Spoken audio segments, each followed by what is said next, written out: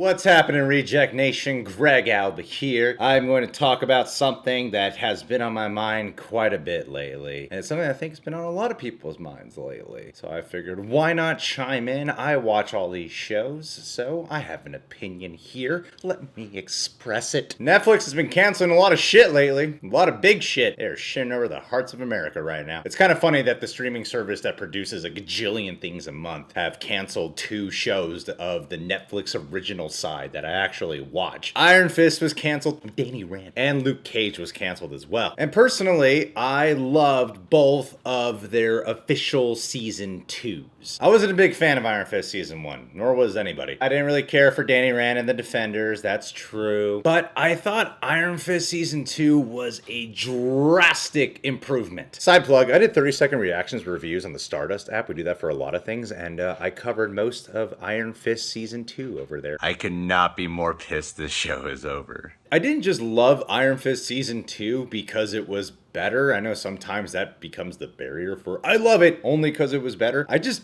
honestly think it was a really good season. Because I know that on Rotten Tomatoes, it technically still falls under the rotten side of the tomato meter. But I also think that at this point, when you're 3 seasons in, I call it 3 seasons because The Defenders is essentially another season for each one of those characters. That I think by the point when you get to Iron Fist season 2, there's going to be a good amount of people who are just not going to warm up to the Danny Rand's side of the Defenders world. That's not to say that some people genuinely just don't like it because they don't think it's good. I just think that some people are automatically not going to like it. By the way, there's going to be spoilers here for both of those seasons, so if you haven't seen them, you might want to avoid this. I thought the storyline in season 2 for Iron Fist was very, very personal. I thought the fight scenes were drastically better. Keeping it at 10 episodes made for a very well-paced, highly engaging show. And Finn Jones, the immortal Iron Fist, was so much better in this latest season. Like, so much better. I mean, his acting chops in certain arenas still lack certain levels of depth, sure. But I think that because he's clearly a much better fighter this time around,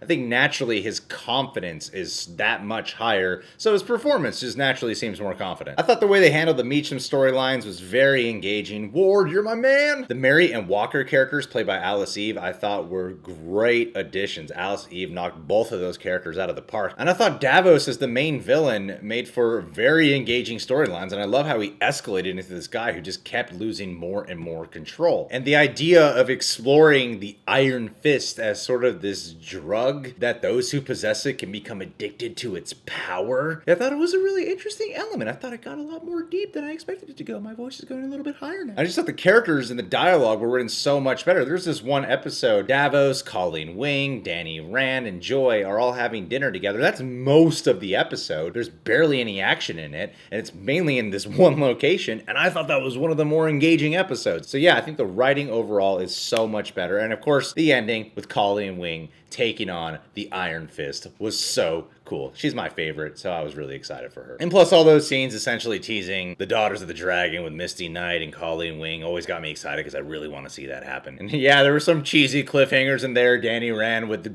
double-wielding Iron Fist and literal and double-wielding guns was very cheesy, but I personally really enjoyed it. To find out the show was canceled, yeah, that was it was a bit of a fuck bum for me. I don't know what that is. It was the first time anything with Iron Fist ended, and I was really looking forward to seeing more. I was very hyped. And the same goes for Luke Cage Season 2. I thought all of Luke Cage Season 2 was great. There's kind of some mixed opinions on it. I thought it was very well executed. It was very dark and kind of heavy at times with its emotional storytelling, but damn, the way it ends though, because there's a lot of those hero stories, deal with the fine line between hero and villain.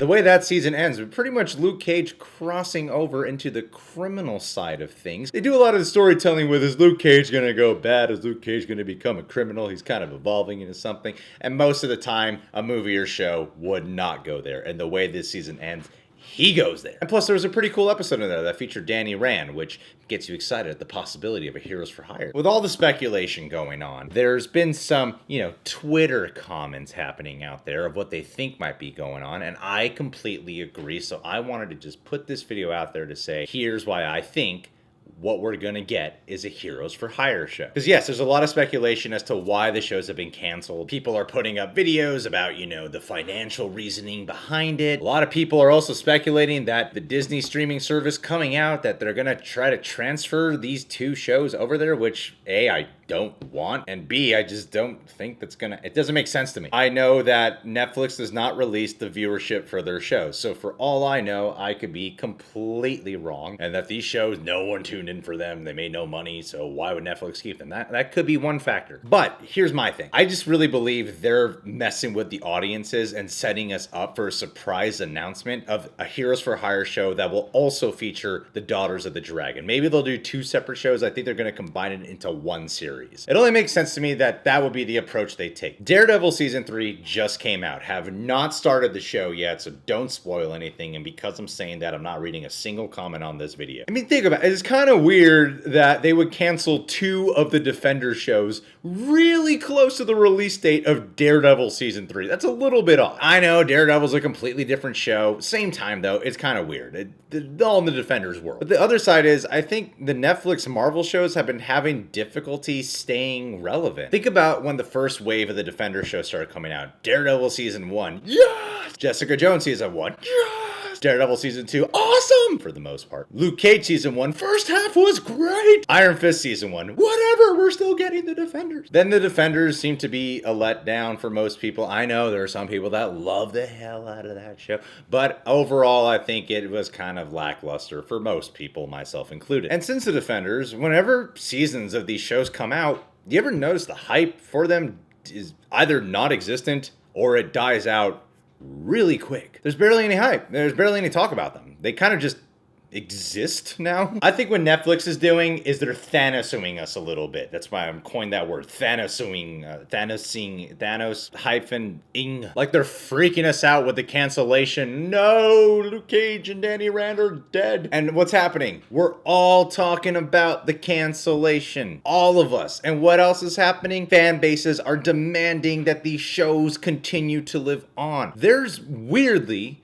more hype for Iron Fist and Luke Cage that now that they've been canceled as opposed to when they had new seasons coming out. So I think their plan is to get us all bummed out about the cancellation. Then when they announce a Heroes for Hire show, we all flip out in enthusiasm and we all tune in. Because I just don't think transferring these shows to the Disney streaming services makes any sense. It just wouldn't work. Disney wants to keep their service family friendly. They're Disney. And for fans of these Netflix shows, they like the dark and gritty side of the MCU. Because yes, arguably, the ones that would make the most sense to include them a little bit more linked to the Avengers world. Everyone knows the Avengers world doesn't really acknowledge, the Netflix Marvel side of things. But in terms of launching shows on the Disney streaming services that are more linked to the MCU films, Iron Fist and Luke Cage, if you were to pluck two of the Defenders out, they would make the most sense. In terms of who out of the Defenders could mesh with the actual Avengers, it'd be those guys. They have the most heightened superpowers. I'm not saying that they would try to include them in the Avengers movies, just you know what I'm talking about, just the umbrella of it all. However, think about it.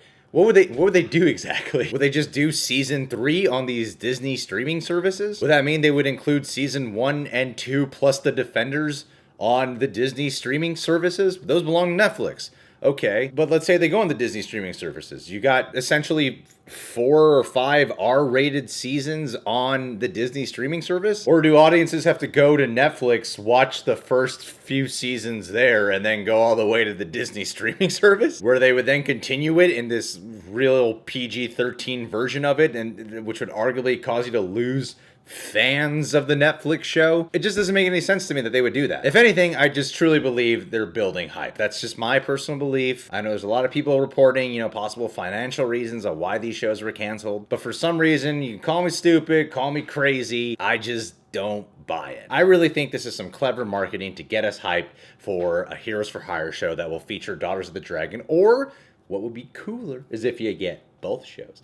I don't know. What do you guys think? Do you guys think I'm right? Do you guys agree at all? Comment below. You guys can subscribe to the Reject Nation. Click that notification bell. And hey, check us out on the Stardust app. 30-second reactions from any film, TV show, or trailer. Just download it for free. It's free to use. It's all free. We all like free things.